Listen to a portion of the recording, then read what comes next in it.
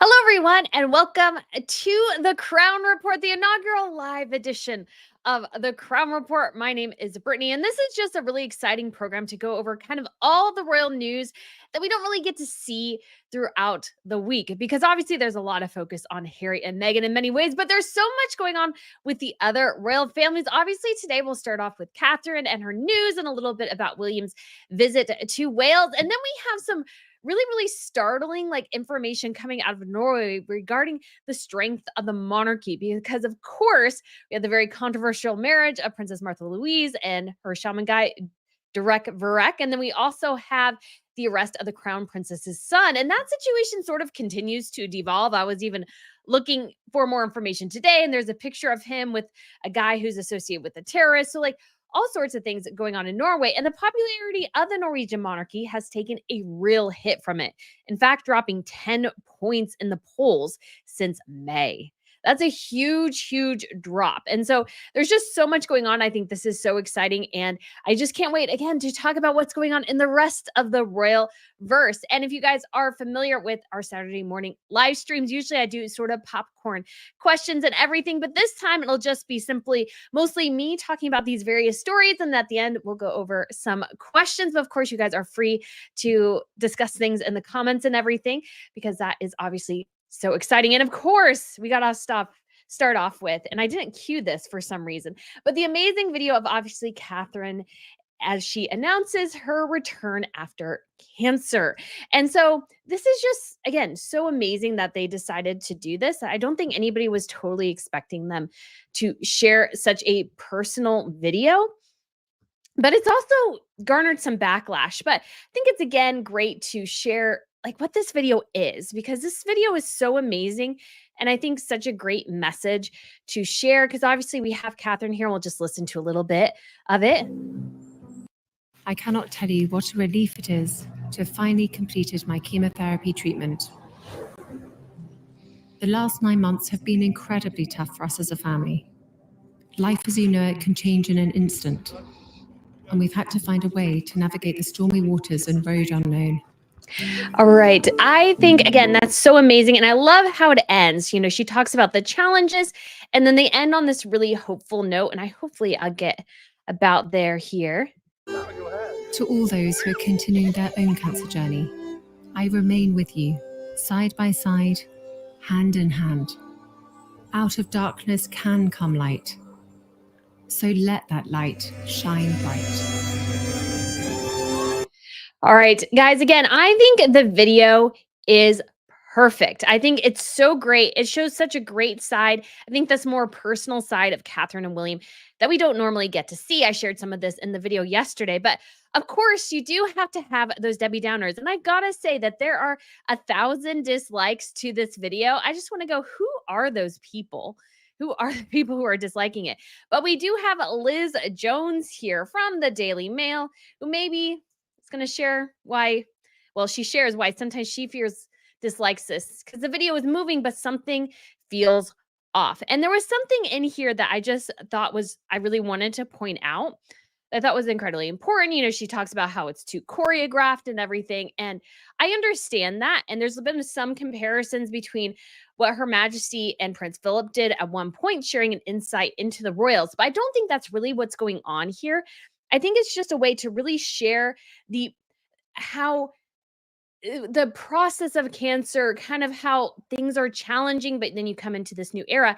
And there's one thing in here, and I'm just going to scroll down for a little bit, that I just I don't know why, but I took real offense with, because you know what? Not everybody raises their kids the same. So she says, here, if that documentary following a year in the life of the monarch was accused of ruining the royal mystique by making them seem like any other modern family, this new video was attempting to do the opposite, to portray the Waleses as hyper-real, perfect retro, like something out of an End Blyton novel. But why on earth? A real portrayal would show the kids on their phones, surely.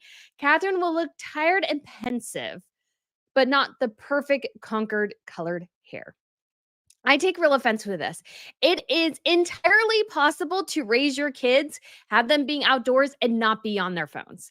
I kind of hate this thing that of course, kids, young kids, of course they're on their phones. Like why wouldn't they be on their phones? And I'm like, because she raises her kids well. Like she raises her kids well. Like why they don't have to be on their phones. They're still pretty young. And you can raise your children, have them be outdoors, have them having fun without saying, "Oh, they're just on their phones all the time." And I'm like, "No, that's just crazy to me." And I just found that really offensive for Catherine and William because I think they're raising their kids really well. And in fact, I think they spend a lot of time outdoors. They naturally do. And so, this notion here that they're not doing that, I think is just incredibly odd. Liz goes on to say, she says it has been incredibly tough, but the trouble is it all looks like a photogenic walk in the park. Only William seems almost real. Reclined on various blankets or on the sand, he is awkward as if placed there, limbs carefully arranged like a marionette. It also says Catherine, towards the end of her voiceover, also strange, making the video seem like a wildlife documentary, speaks of walking side by side, hand in hand with other cancer sufferers. But in this short film, she has never seemed more detached. It doesn't help that her words are backed by the soundtrack of a slow, emotional piano. Now, I will say as well, we don't know if Catherine might actually have friends in various cancer wards. She might actually be working with people within those cancer wards, building relationships. It's entirely possible that that is what's happening and we just don't see it. And that again is perfectly fine. It's perfectly fine. And I don't think the video disrupts the mystique of the monarchy because they're not perfect. I think Catherine and William and their family would be the first to say that. But they've managed to create this wonderful life for themselves and they are allowing us to come in. So we're not really seeing them doing barbecue and other things like the royal family did in their initial video. But what this is sort of an intimate sneak peek into their lives, but it's also somewhat detached. So you kind of get that mystique of the monarchy without sort of getting into like sibling squabbles or whatever. But you see how close the family is. You see these interactions, and these interactions seem very natural. It's hard to get children to act well, and so these kids aren't acting. These kids, this is what they genuinely do with their family, their parents and everything. And so I think it's totally amazing. And what I find and will say is so different about what Harry and Meghan did with Netflix is that the Netflix thing was a self-serving promotional vehicle to make money for themselves. Catherine and William, their desire for this is so different. What they want to do is they want to give people a look and show people that she's doing well, but things aren't over. We have been told a couple of things, just so in case you're not aware, if you haven't heard this, is that Richard Palmer and Chris Ship, they both have said that the palace was pretty clear with them, even though Catherine says she's striving to remain cancer-free, but she's not technically cancer-free nor in remission, is what they have said. And so she is still within this process. We don't know exactly what that means in terms of her, you could say, cancer recovery and everything, but she still definitely is in the midst of this. And I've made this supposition, I think it's still true, that she is, whatever this was, you have a very invasive surgery to start off with, a very major invasive surgery. Then you have chemo. And so she is going through this long process of healing, and it is going to take time. And her job is so different than the rest of us because she's so public facing. And so to, say, oh, she needs to be back right away. No, her job is totally different. She's probably doing things at home. But I want to put up here, there was somebody, I may have to look at it on my phone. So I didn't do this quite as good as I wanted to, but I loved how somebody on my Twitter shared that. And it was kind of, you could say, a very sad realization, but that this might be a way for the Waleses to really kind of, like Catherine might be in a more serious situation than we know. And so this is more of a family way too of sharing sort of that reality. Let me see if I can pull it up here real quick. But I may have lost it, but it was just such a great example of like, we don't, oh, here it is. So this is from Helen M. She says, "We have spent a summer in nature making family memories." This is what the video said to her. "I do not know how many or if we have more summers together. The love of my family and mine for them is immeasurable. It has been a happy summer as one could possibly have under the circumstances. Do not weep for me. Do not lie about my love for William or his for me." And I thought that was really amazing. I thought that was a great summarization, because if it is more serious so far, I think it's great that we have been told that she is recovering. She's going through all this. And so it's a way sort of for them to share some of that, maybe somewhat of that grief process. And I do think, like I see Chris says right here, I love this, that people and family, they need hope. And I think that's what the video does offer very well, is hope for this situation.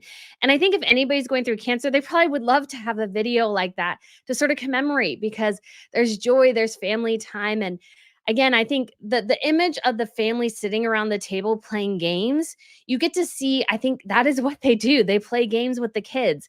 I think they are very, very engaged parents. I've always said that. I think they're highly engaged parents. And so when it comes to the kids, Catherine and William are their parents. Yes, they have a nanny. Yes, they have help, but there is nobody else disciplining those children but Catherine and William. So I think that is, it's just a shame that somebody decides to sort of rain on what was otherwise, I think, a pitch perfect video in many ways. And I look forward to seeing Catherine again. And I know she's going to be coming out soon. I know it's going to be for probably Remembrance Sunday. If we get something in between there, that would be fabulous. Obviously, we did get the announcement today that King Charles and Queen Camilla are on their way, or not on their way. They will be going to Australia and Samoa later in October. So that is very exciting. But we don't know when we'll see Catherine again. But we did see William. And so he headed out to Wales today, and which is so lovely, because they definitely, being in Wales, I think, has been a huge part of what they've wanted to do. But it's been sort of a challenge too this year, because obviously as well, everything's been so disrupted that they can't do the normal things that they would do. But there was a lot of love for William there, especially, which I think is just so amazing. This is from Kate Mancy. And it's just a video of the huge crowds there to greet William. Just so many crowds, so many people excited. So let's see if we can hear a little bit.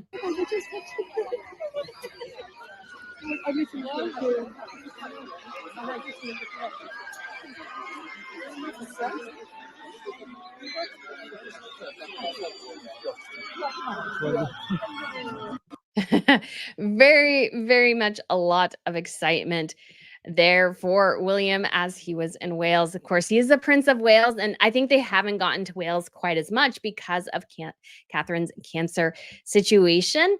And so I did want to give a shout out here real quick for John Masood, who gave it to Brittany. The Frank the Wonder Beagle says hi to Miss Pippa. Why, thank you, John. I really do appreciate it. So yeah, she is doing well, hanging out somewhere around there. So yes, so he was in, I should pronounce it, but honestly, I tend to butcher these things. So we won't pronounce it, but a lovely city there in Wales. I believe he also went to a football stadium. We also got him at a school. And so that was really fun. And we got a little bit of a video from Kensington Palace here.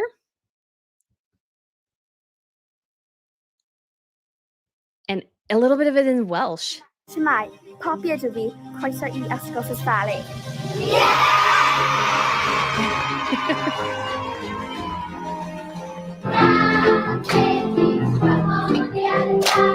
Very cool. I have never really heard Welsh, but I think it's amazing that they still have retained their language. I think that's awesome, because, you know, smaller languages, I learned a lot about Gaelic when we were in Scotland and how it's been sort of a lost language that has been revived. So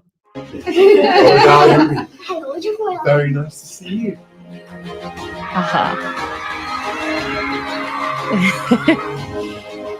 Oh, so much love for William there.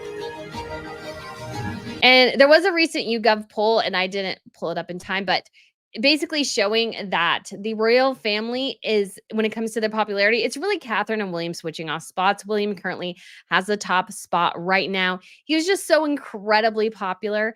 And I think this visit to Wales does show it. People love William. And I think, especially again, the insight into his and Catherine's relationship, I think is amazing. So we don't really, on this live stream, won't really bring up Harry and Meghan, but I think this is an important comparison to make, is that Harry and Meghan overdo the public displays of affection so much that when they do it, or they're really demonstrative, it comes across as just a little fake. It just doesn't have as much of an impact because we see it all the time. What I think is lovely about this relationship with Catherine and William is that we haven't really ever seen them be that affectionate with each other, but I think that 100% does exist. But Catherine and William, I think, have embraced the idea, which is so critical. A lot of other royals do share it. Some are a little bit more touchy-feely than others. But when it comes to royals overall, you will notice a lot of the couples, they tend to leave the public displays of affection at home. Now, there's some instances where it's a big event or something, a big milestone, and so people do make adjustments. But Catherine and William have always adopted the belief, and I think very, very appropriate direction, that when it comes to PDA, that is something to be left at home because that is private. When you are in public, you are working. And that was a distinction Harry and Meghan could never make. They always treated every royal engagement as if it was a date. Catherine and William, I think, very much treated every royal engagement as if it was a job, which is how it should be done. So I think, again, that insight into it, I think, is just so incredibly amazing. And it's so good to see, especially if something really bad does happen. We have this gorgeous video to look back on, and Catherine to share what some of the experience was like. And I look forward to hearing more from her about it, because I know we'll hear more, but it's just going to take a little while, and that is perfectly, perfectly fine. So, guys, we will go ahead and leave Catherine and William there, and we'll move on to our next topic of discussion, which is Norway. Oh, we do have a little English translation here. So this is from a Norwegian site. And so I want to talk about Norway because there's so much going on there. Here, let me share the article here. There's so much going on in Norway, and this is so critical, and something, again, every royal family should take stock of. Because what I found really interesting is that we have had 2 abdications essentially for scandal in the last 10 or so years. It's been a little over 10 years now. One was King Albert of the Belgians abdicated for his son, King Felipe.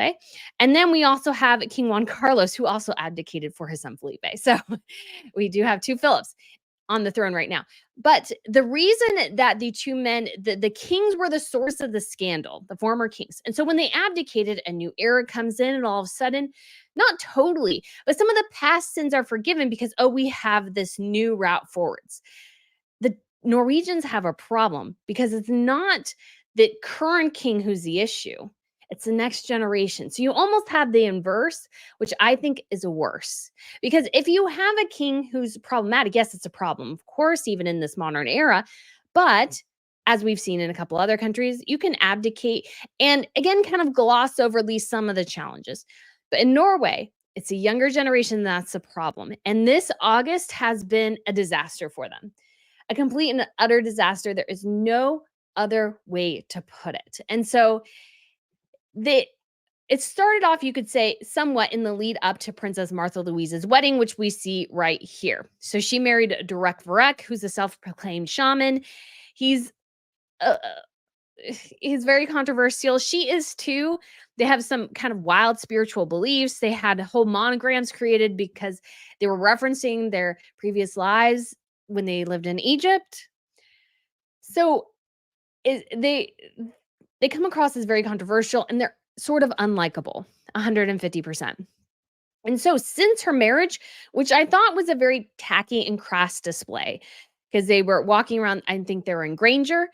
I'm not sure if I'm pronouncing it correctly, but they were in the fjords, and they sort of did this little walkabout tour thing, and they did a little bit of interviews, and it was just very ostentatious for a second wedding for somebody who's not on the line of succession. And so she could have done this quietly, but she did this loudly.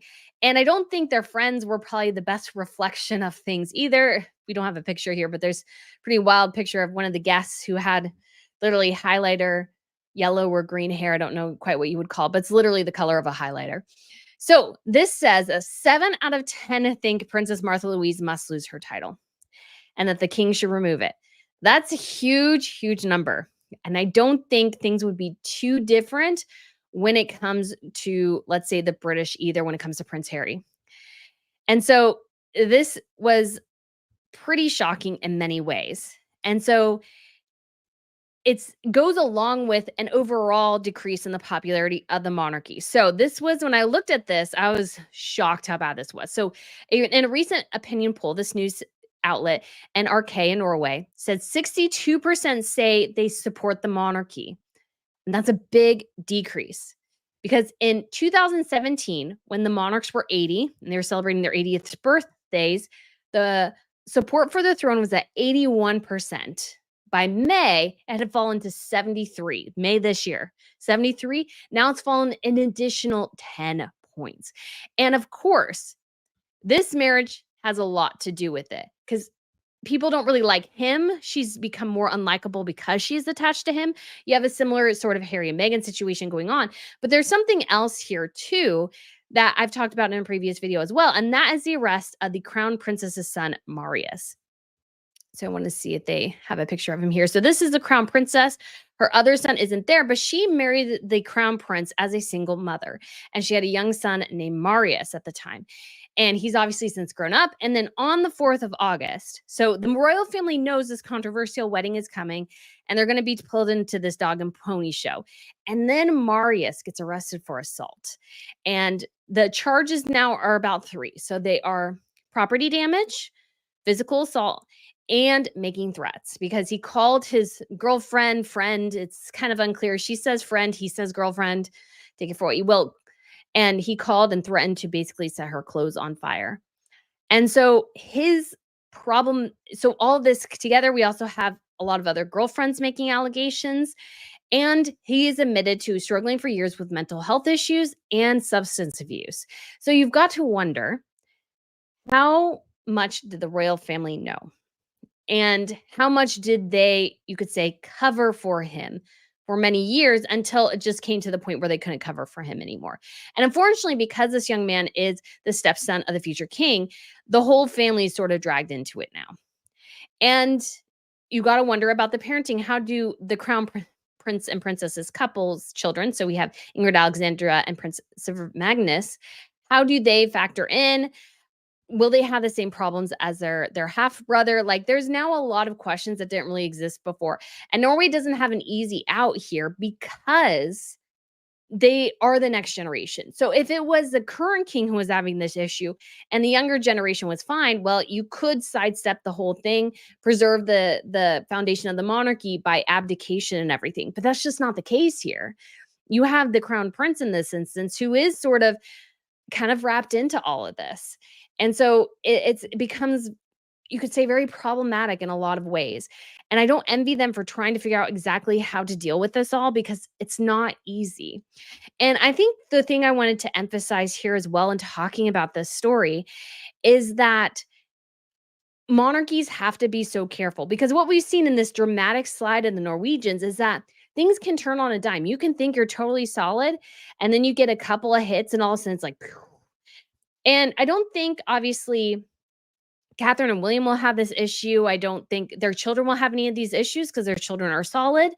King Charles at this point, I mean, he's in his mid-70s now. And so him and Camilla, I just don't foresee them having a big issues. But you do have the constant headache of Prince Andrew, who they're still trying to kick out of, what is it called? Royal Lodge. They're still trying to kick him out of that and try to get him to pasture at Frogmore Cottage. But I think the Harry and Meghan issue, and again, I'm not going to talk about them too much, but I think it's a great reminder to monarchies that you have to be aware of your problematic elements and how all of a sudden things can be churning along pretty well. And then those issues can undermine what was previously a pretty solid foundation. Because I think for the King of Norway, he had a pretty solid foundation. Then his daughter, as she started to kind of get weirder and started dating the shaman guy and everything, that started to undermine things. He's had his own health issues, and I think it didn't help that he went to Malaysia for like a holiday, then had a major health emergency, had to have surgery there, medevaced home. And I think that probably some Norwegians probably weren't super happy about the expense related to that because they're like, well, you're in your late 80s. Why are you traveling to Malaysia? That sort of thing. And so and then you have Magnus, who was very much a focal point at one point. I found in the Wayback Machine that they've recently changed their website. They used to have him on the cover with the rest of the royal family, and now they don't.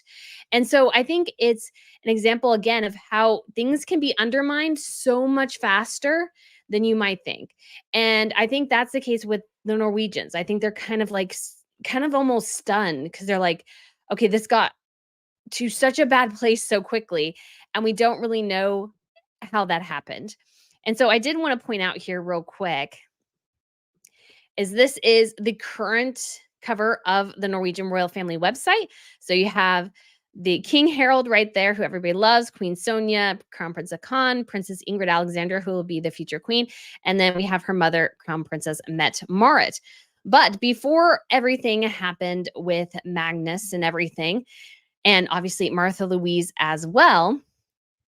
Let me pull it up here just a second. We had an entirely different royal website at the beginning of August. We had an entirely different one. And everybody was on there. So we had Martha Louise, we had Marius, and everyone on that website. And of course, they've taken it down now. Let's see if I can get it to come up here. Come on. And so, yes, so you can see all of them here. This is Marius, the young man who was arrested. This is an older picture. This is Martha Louise, her 3 daughters.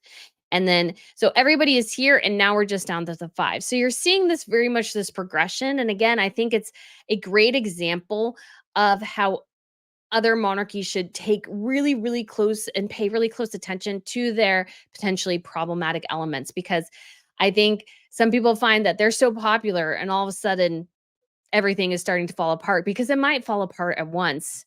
And so there's a couple of elements still out there. You still have the former king of Spain. He still causes ruckuses from time to time. You have his daughters. His daughters, her husband spent time in prison. So the king of Spain has had a brother-in-law in prison. So again, lots of things going on, lots of scandals, but you want to try to keep things as, you could say, best as you can.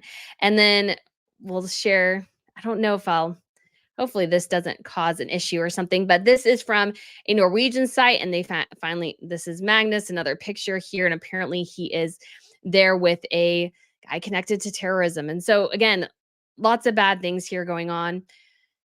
Hopefully, again, they get this addressed at some point, but it remains to be seen. So just wanted to give you an update there. I just found this case just really, really interesting and just changing so much. And we shall see where it goes from there. And so I do see a question here. Is Magnus going to prison? This is from Asma.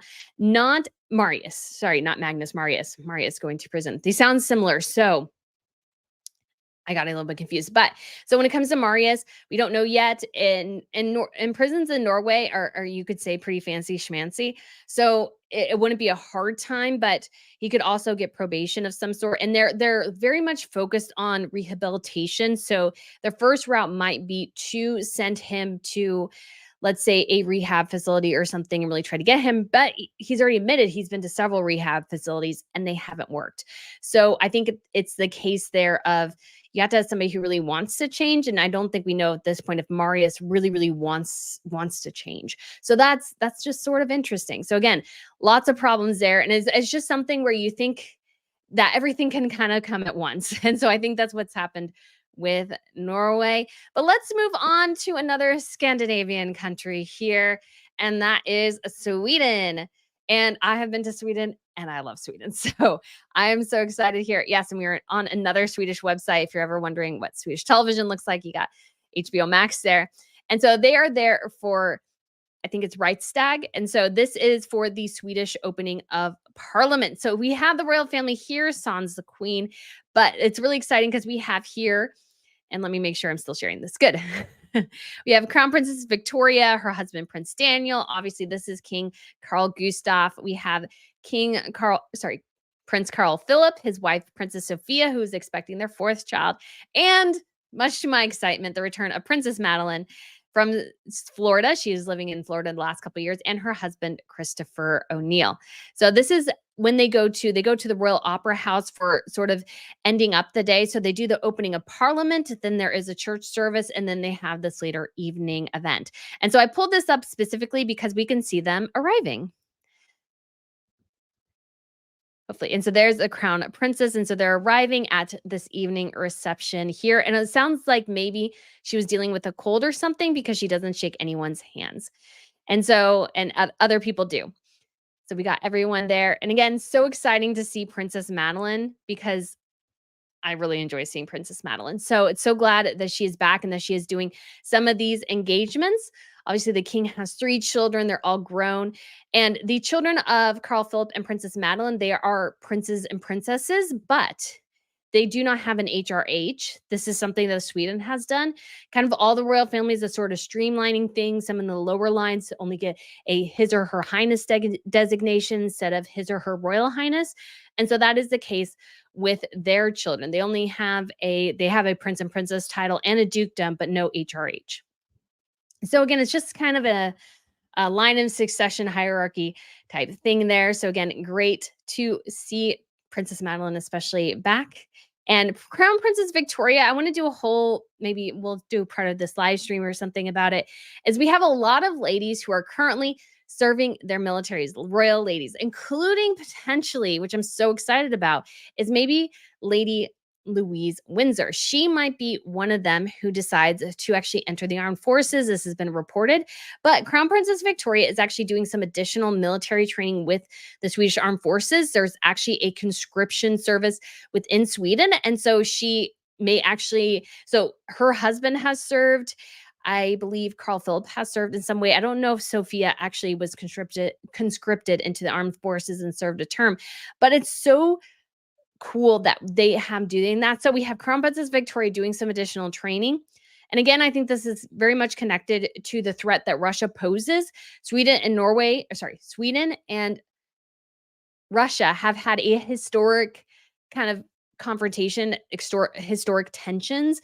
And so, Chris gave us an update here. Chris, who is in Sweden, says Queen Sylvia was ill. Yes, I was like trying to read the story and it just kind of wasn't clear. So yes, Queen Sylvia was ill. Maybe it's something Crown Princess Victoria had, obviously, because she was kind of not shaking anybody's hand either.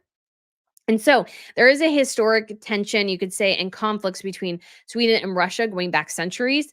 There's sort of a famous example between Tsar Peter the First, so obviously Peter the Great, and we also have, I think, as King Charles of Sweden, and they had like historic clashes, and Charles ended up like dying on the battlefield, and because these men they just had this great rivalry between them. And so Sweden feels, I think, the pressure, and they're very much, you could say, more into the defensive aspects than some other countries in Europe. So that Victoria is doing it isn't a surprise. But we also have Princess Elizabeth of the Belgians has done some military service. We also have, of course, Princess Leonor of Spain, who is now starting her Navy apprenticeship or Navy training. And so it is so exciting that she is doing that as well. And so, and this is from earlier in the day here. We have King Carl Gustaf and Queen Sylvia arriving as they open Parliament. And what's cool about Stockholm, and thank you again, Chris, for showing me around there, is that Stockholm, like the Parliament building sits on its own little island, technically. It's all connected by bridges and stuff.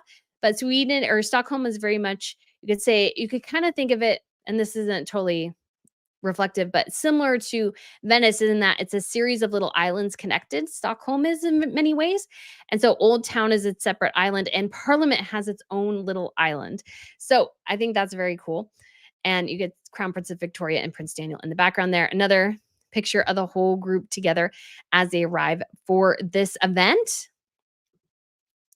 And we have them arriving also for the Parliament here. So this will be from Twitter. So give it a second to come up. And we got this from Swedish television, all of them arriving as they greet and start this semester in the Parliament. And from what my understanding is that this is a very solemn day. You'll notice that the women are wearing black and white. And so this is considered a very official, solemn day for the country and for the royals. And so they dress appropriately so. And you'll notice as well, the king and queen and crown princess and her husband are here on the floor, actually, whereas the other royals are actually up in the balcony here. So you can see they're taking their seats there, and then we kind of get a view of the whole building. And Prince Carl Philip, Princess Madeline, and their partners are up here at the top where you cannot see them. So don't know if they show up here later, but I have a great picture I want to share real quick because I thought this was so interesting and I was so excited. It was so funny, to be honest. And so I just wanted to share it because I thought it was awesome and amazing in some ways. So this is them up on the balcony and they all look kind of bored. I love Princess Madeline's feet here. She's probably just changing her feet position, but thought she almost looked kind of like a kid, kind of getting a little bored and stuff. So I'm sure they're very official and everything, but I always love it when you get kind of those aspects of, they're like, oh man, I have to be here again. But I'm sure Princess Madeline is so excited to be back in Sweden. They've again spent the last several years in Florida. And obviously the difference between Sweden and Florida, I'm sure is quite stark. So I'd be curious how the kids are dealing with this big change in their family, but so glad to see her back. And you also notice Chris here, he has British and American citizenship in addition to, I believe he applied and received German citizenship because he has connections there. And his mother lives in Europe. So he actually does have headphones here so he can listen in because he does not speak Swedish. But I'm sure he's probably learned a little bit. And my understanding is that the sentence structure in Norwegian and Swedish is very similar to English. So I don't know if he's trying to learn, if he's interested in learning at some point. But anyways, just interesting to know that they are helping him try to understand a little bit of what is going on within the Swedish parliament. So let's go over, and I wanted to, this story just sort of came up, and it goes again with the aspects of what we have here when it comes to kind of problematic elements within the royal families. And this comes to us from Spain. Now, the Spanish royals are pretty much getting back to work, but we do have King Juan Carlos. And Juan Carlos was involved in a variety of scandals. They were related to affairs he had, in addition to financial improprieties. And so this was an interesting announcement that he made. He came into the country for the funeral of his nephew, I believe, the cousin to the king. And so he has announced that he's creating a foundation for his daughter. So this is Infanta Elena and Cristina, so that he can centralize his assets and leave them an inheritance. And so he says the emeritus has created a corporate vehicle to ensure that the Infantas Elena and Cristina have a permanent source of income when he dies. So this is from a Twitter account from Jose Morero. He follows a lot of the Spanish royals. And number one, I found this interesting because Infanta Elena and Cristina are actually older than King Felipe, and they've been adults for quite a while and have adult children. So it's kind of weird to think they have a permanent income. It's like, do they not have jobs? Do they not have other ways they can make money? And there was also a connection here with Juan Carlos and problems with him sort of getting kickbacks for helping certain projects get into Spain. And so the big question throughout all of this is that I think looking at this was the money ill-gotten gains that he's leaving them? And given that both of the women are well into, I think they're into their 50s, maybe even the oldest is in her 60s now. I don't understand why they can't sustain themselves at this point, that they need to have a permanent income from dad, and they aren't able to do that. I just have a big question there. One of them, of course, her husband, I believe it was, can't remember if it was Infanta Elena or Cristina. Her husband was obviously, as I said earlier, imprisoned on charges related to embezzlement and fraud. And so that was a problematic. They did move out of the country. King Juan Carlos himself basically had to leave Spain, or wanted to leave Spain at some point, because he was involved in a lot of improprieties. And so it is something that is just very, like, just fascinating how these challenges have come to the royal Spanish family. And so it remains to be seen how things will play out. But just something interesting to note. And we do have, for the Norwegian side, back to Norway, and we do have Crown Prince Haakon and Mette-Marit. They are doing a tour around Norway, and they're in Trondheim. And actually, their youngest son, so he is actually currently living there. And so he is living there, and his girlfriend is working there. His girlfriend attended the wedding of Princess Martha Louise with his girlfriend. And so they were there together, and now apparently they are living in the same city. This is up north of Oslo. And so this was a important visit too. It will happen today, tomorrow, and going on to Thursday. They're visiting 4 municipalities, and it's really their first opportunity, or her first real opportunity, to address everything that's happening with Marius. My understanding is at this point is that she hasn't really addressed any of this when asked. This is a question related to Sir Magnus, their younger son. And so it's a challenge here because I feel like they do need to address it in some way, but they're also kind of ignoring it. And I understand it's illegal proceedings and everything, but you also got to wonder. But let's listen to it a little bit because I enjoy listening to the other languages. It's fun.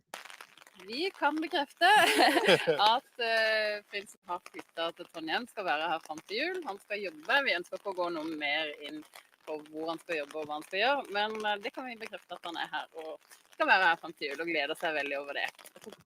No clue what she's saying, but it sounds so cool. And she does actually, if you've ever listened to her speak in English, she actually very much has what I would call close to an American accent. And so it's just kind of interesting how those languages do sound really, really similar. And so I'm looking through and seeing what else we can talk about. We'll go ahead and look at some of what I put through in the upcoming edition of what I like to call the Crown Report. So that is the newsletter that will go out as well, because I wasn't sure how long this would go. So very exciting to see what else, other things we might be able to share about what is going on. And we do have, obviously, like I said, King Felipe and Queen Letizia attended the funeral of Juan Gomez Acebo. And so he is a cousin to the king from his father's side.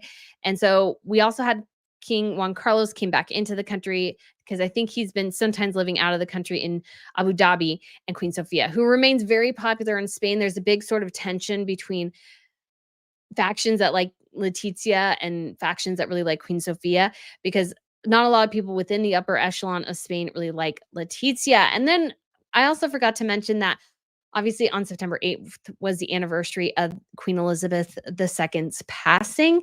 And so there were commemorations for that. So many articles talking about how amazing she was, and just looking back on this time and how obviously so many things have changed because we now have King Charles as king. And I did want to mention earlier is that when it comes to the releasing of the video, there's a lot of questions about competition and everything in royal calendars. And yesterday, September 9th, was kind of the official commemorations of Charles becoming king. And I know some people said, well, obviously Catherine is clashing with Charles and everything.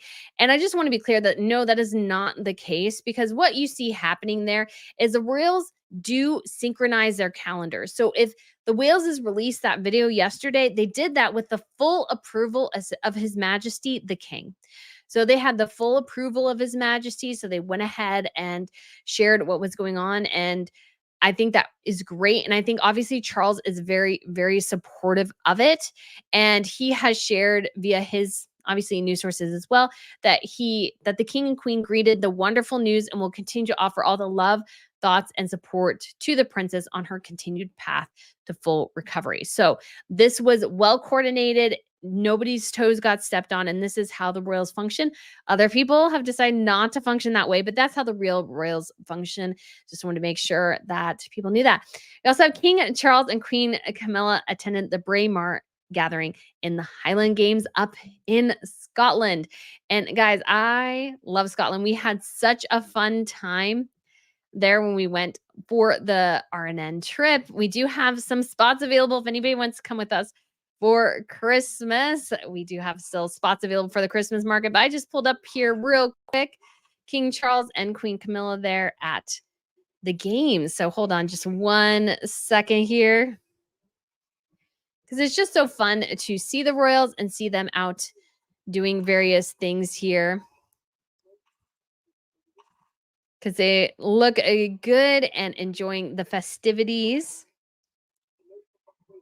And Charles, I think, has always loved these games. And the Queen obviously was a huge, huge fan as well, Queen Elizabeth II. So it's a way to commemorate her as well. So we got the national anthem there. So good to see. Zara Phillips also competed in some horse trials here as well. So he's getting, I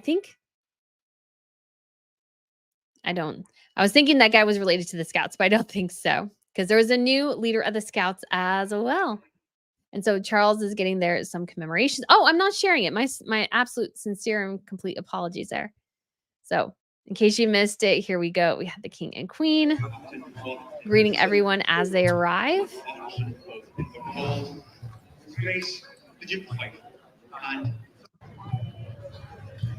And going in to their... I always love hearing the national anthem. It's lovely.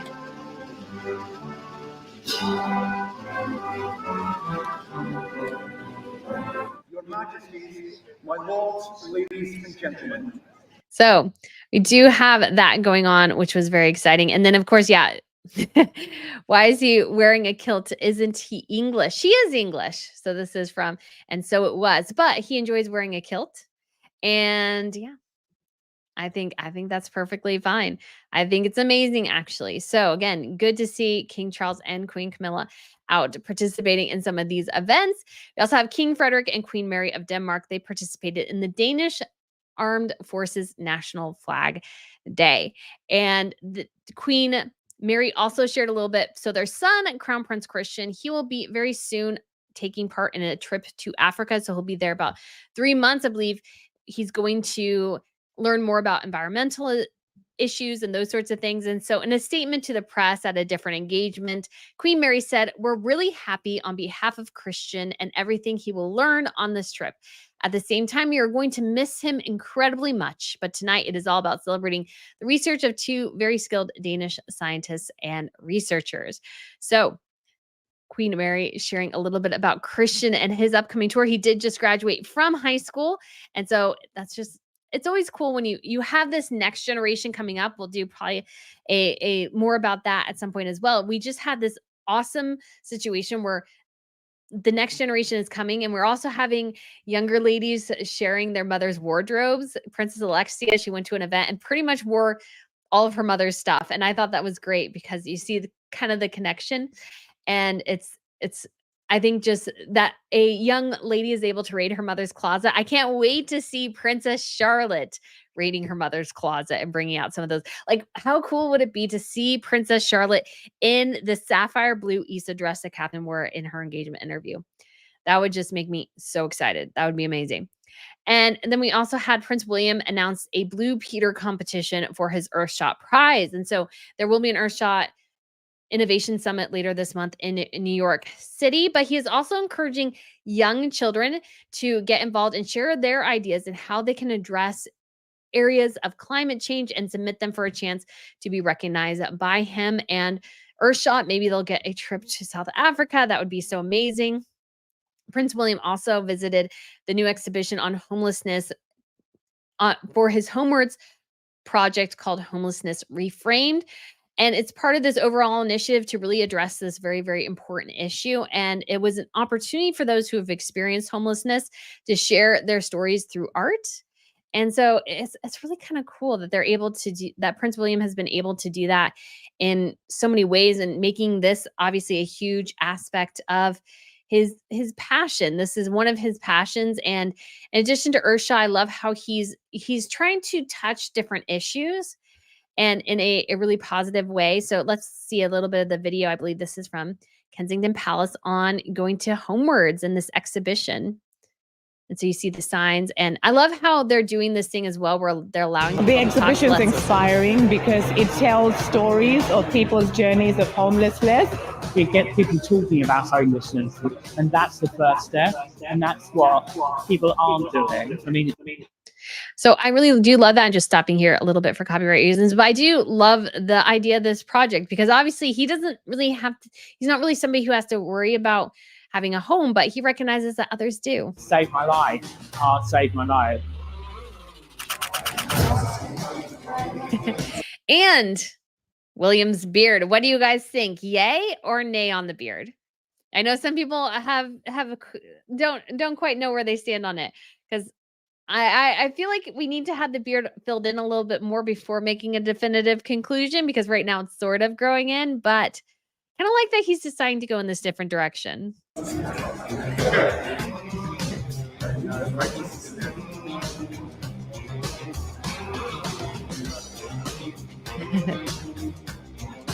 So he's interacting with the kids there. I'm sure he's great with kids on any sort of engagement.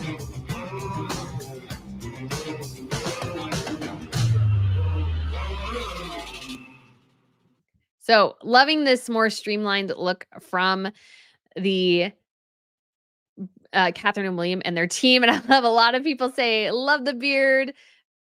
This is from Tina's Books and Blankets. We got Becky saying, yay. We got Sugar Cookie says, I wish he'd get a fuller beard. He looked great last time. Liz said, yay. Dop GDX says, I like the beard, but I feel like it is less professional looking. I could see that. Shaz says he needs to grow it out a wee bit, as it looks like a dirty face to me at the moment. And we have Deborah, yay on the beard. Tori says nay, but I don't like facial hair. I love Prince William, but it's a nay for me. This is from Miss Terry. Margaret says, just love the young man with or without a beard. Star Girl Aventera says, the beard definitely needs to be filled in. It's too sparse, so I'm team clean shaven. So it's going to be interesting to see if he keeps this or something that he adopts. But we do have a lot of royal men with facial hair right now. So this must be a trend. We have King Felipe, and I think both King Felipes. I need to look at the other King Felipe. I haven't seen him out and about too much. We also have King Frederick. Crown Prince Khan has a beard. Oh gosh, I'm missing one now. King Wilhelm Alexander. I feel like I'm missing more. But yes, a lot with the beards there. It's become sort of a royal trend. Oh, Harry. That's we do also have Harry. Harry does also have a beard. So, but definitely it's become something where a lot more men in the royal sphere are adopting it. So yeah, I like it. Marcel says, not sure about the beard yet. I agree there. And so that is pretty much what we have lining up here. And like I said, in October, King Charles and Queen Camilla will be heading down to Australia and Samoa for a tour. I was so hoping Catherine and William would be heading down to Australia and New Zealand at some point, because I really wanted to go. That would be continent number 6 for me. Very exciting. And that they would bring the kids. And I think it would be lovely, lovely, lovely to see them on tour with the children. All 3 of them, only George and Charlotte have been on tours actually. But obviously with Catherine's cancer diagnosis and everything, things have been disrupted quite a bit. So it remains to be seen how things will go. So guys, that is most of what I have to share with you. But I'd just be curious if anybody has any sort of questions. And we did get a couple of things here real quick. We have Angela, who's been a member for 10 months. Thank you so much, Angela. And we do have Mark, who shared a super sticker. Thank you so much, Mark. This has been so fun. So I hope you guys like it. But yeah, any questions that you guys have, there were some earlier. I probably won't be able to find them again. So if you guys want to share any questions that you have, that would be fantastic. And of course, lots of other things going on. If we want to see a man in uniform, let's do this here real quick, because King Felipe, man, he looks good in a uniform. Just gotta say it right. Just gotta say it a little bit. He looks really great here. And so checking him out in the white uniform, he looks fantastic. So this is for a military event. And I've got to say again, guys, I think when it comes to social media accounts, I think the Spanish have the best one, if I'm being quite honest. So meeting different members of the military. I think he looked especially suave in the white uniform. And he just towers over even all the military guys, because he is very tall. He is 6'5", if you did not know. Oh, Desert Mermaid, thank you so much for the super sticker. I appreciate that. And so we have a question here from, and so it was, Brittany, how are you finding these rare foreign news sources? I follow a lot of people. I try to follow a lot of people on Twitter, especially those who are in countries like Jose. who is in Spain, I believe, and he shares a lot of Spanish stuff. And so it's like awesome because I don't know all of it, but I'm able to translate it. I follow people who share things from the Danish, the Norwegian, the Swedish. And so I can find those websites. I found other royal websites related to the Dutch. So I really try to be aware of those different sources because it is hard, especially the Marius story. You really do have to dig into the Norwegian sources to get some of the best material on that. There was a decent amount in the English side when the story initially broke, but over time it's diminished. So you really do have to go to these foreign outlets. And it is sort of time consuming because you have to look, and most of the time, not all the time, you have to I go over to Google Translate, and it takes a little bit of time. You don't get the best things. There was an interesting translation today of Crown Princess Victoria's outfit and says something about her having a full bladder. I'm like, I really don't think that's what it said. So it was fun, but I really wish I would love if I could pull up any of these websites and just read it directly. I would love that, but I'm just not there. So instructor Matt said, great update. Thanks, Brittany. You are welcome. Yeah, guys, let me know what you think about this. It's obviously not quite as polished as the one before, but it definitely, the other one took a long time to edit and get together. So this is a little bit more able to do and able to share things. And so Margaret says, thank you and have a good evening all.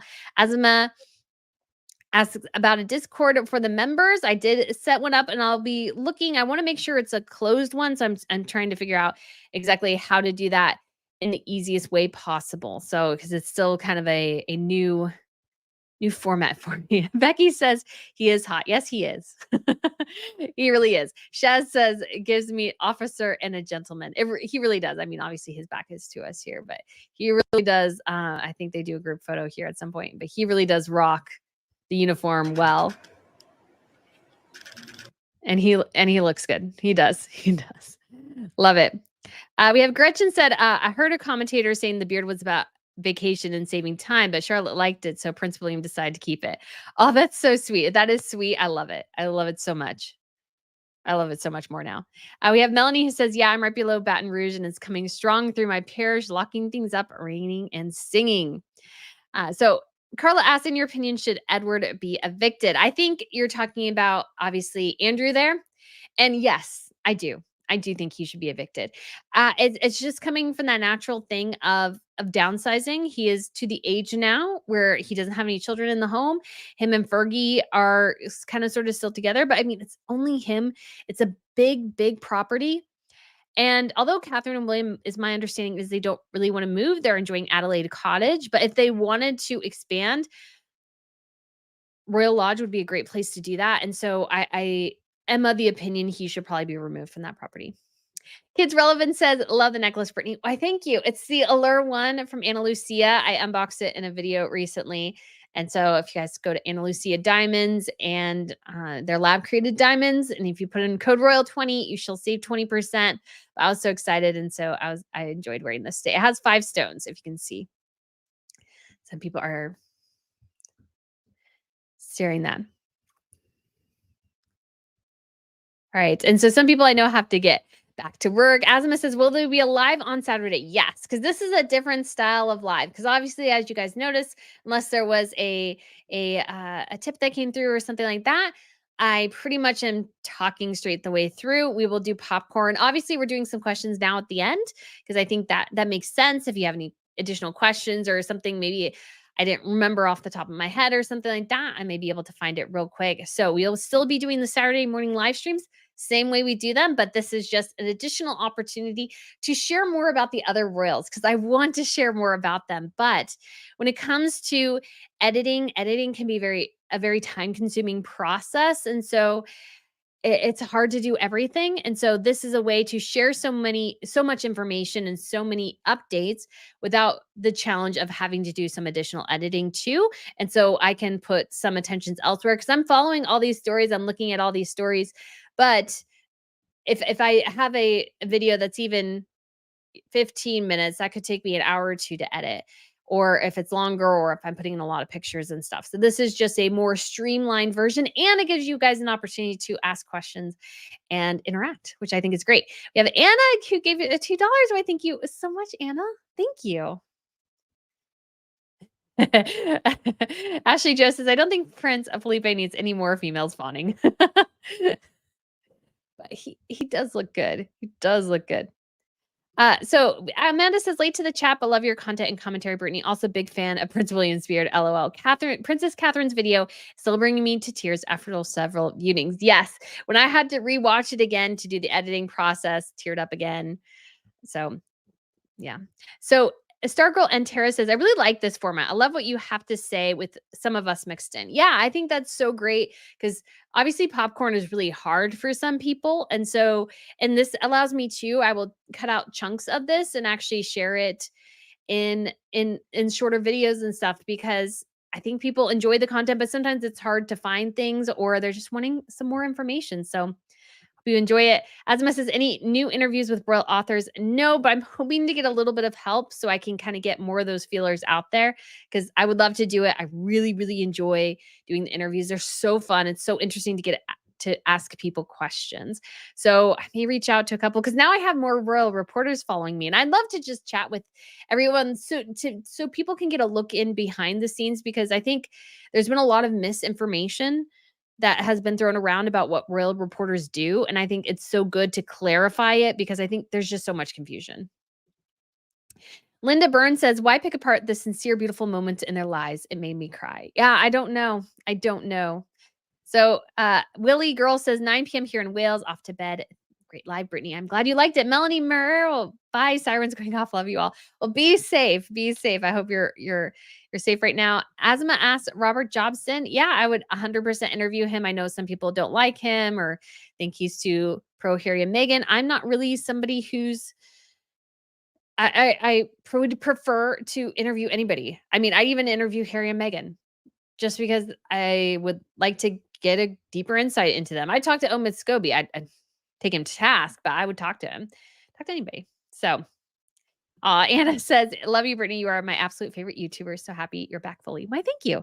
Yes, we are hitting the ground running here. Just going to seeing if I'm missing. Sugar Cake says, I just noticed Brittany's pumpkins on the top shelf in the corner. Pretty. Yes, I got those pumpkins recently. Very proud. I actually got fresh flowers. I was going to put in here for the live today, and then I left them downstairs. All right. So Azuma says, please get Camilla Tommley or Rebecca English or Richard Eden. Yes, I'd love to talk to any of them. Richard Eden has just followed me, so that might be possible. Desert Mermaid said, what is popcorn? I'm sure somebody's probably talking about Popcorn Palace. So I haven't really listened to them.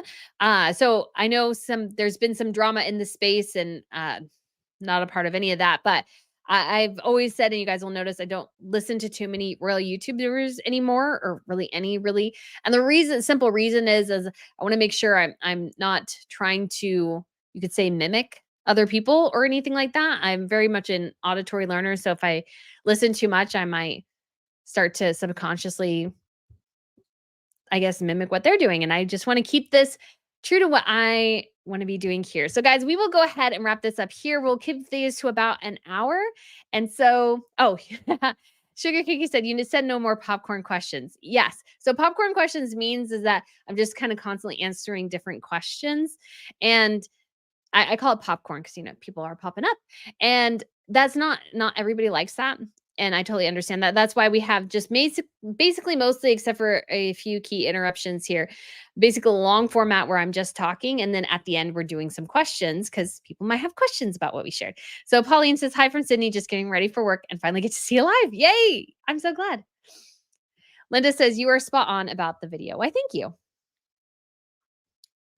Amanda says, agreed. They don't have to be on their phones. We are raising our kids 90s style. No phones, very limited screen time. Love seeing how interactive the whales are with their children. Yes, I thought that was so offensive to Catherine and William. It's like, they can decide not to, you don't have to raise your kids with phones.